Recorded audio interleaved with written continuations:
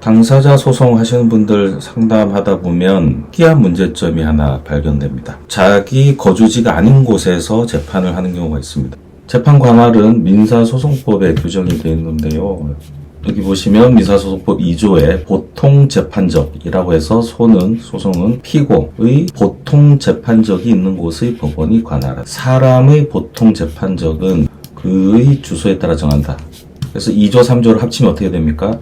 소송은 피고 주소지다. 이게 일반적으로 알고 계신 소송의 관할이 되겠습니다. 이렇다 보니까는 나는 서울에 살고 있지만 상대방, 피고가 부산에 살고 있다. 그럼 부산에 있는 법원에다 소송을 제기하게 되는 거고, 변론길이 열리면 KTX 타고 부산을 내려가야 되죠. 이러실 필요가 없습니다. 관할은 여러분이 편한 대로 자유롭게 하실 수가 있어요. 여러분, 소송 관할은 이거 하나만 있는 게 아니에요. 한번 보여드릴게요. 민사소송법 2조부터 해서 2, 3, 4, 40조까지가 전부 관할에 대한 이야기입니다. 민사소송 하실 때 제일 많은 게 돈 받는 거예요. 돈 달라.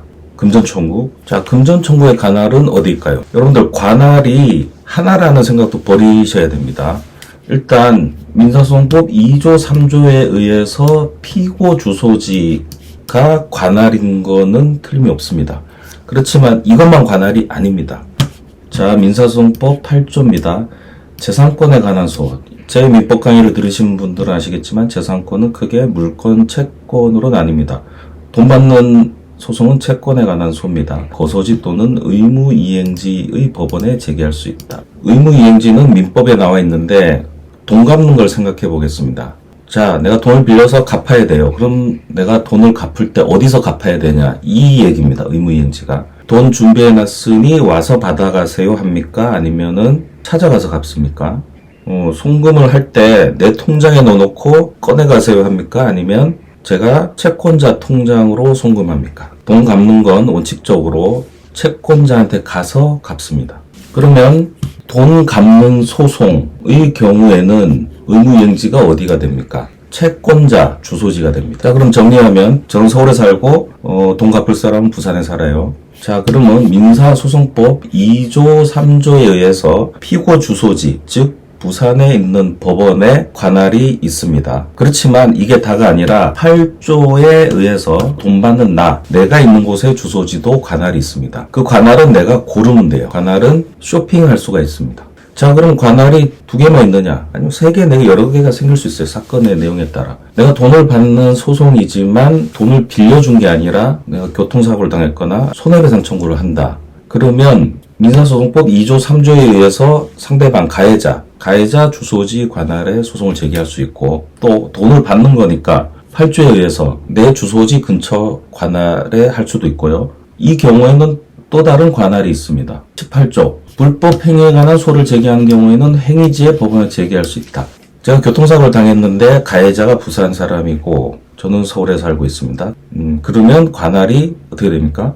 피고 주소지인 부산, 돈 받을 사람 주소지 서울, 사고가 난 대전, 3군데 중에 내가 고르면 돼요. 관할을 쇼핑할 수 있다. 그 위에 부동산 소송은 부동산 있는 곳에 또 할 수 있어요. 고르면 돼요. 정리하자면 여러분은 소송을 할 때 가장 나한테 유리한 곳에 소송을 제기하면 된다. 심지어 관할이 없는 곳에도 소송을 제기할 수 있어요. 자, 30조 변론 관할 보세요.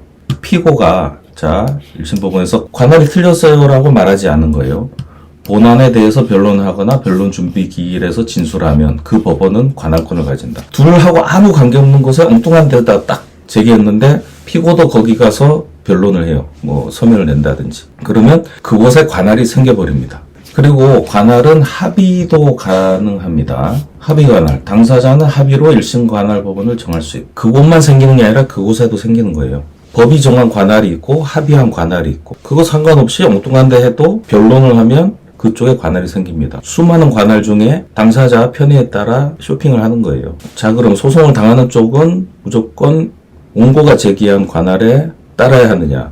그렇진 않죠. 이송 절차를 이용하시면 됩니다. 34조 관할 위반 또는 재량에 따른 이송. 법원이 이건 여기서 하는 게 적합하지 않다 이러면 이송하는 경우가 있습니다. 35조 손해나 지연을 피하기 위한 이송. 법원은 소송에 대하여 관할권이 있는 경우라도 현저한 손해 또는 지연을 피하기 위하여 필요하면 직권 또는 당사자의 신청에 따른 결정으로 이송할 수 있다. 이렇게 관할은 조금 유연하게, 자유롭게, 편하게, 가장 나한테 시간과 비용이 적게 드는 방법으로 생각해서 선택하시면 된다.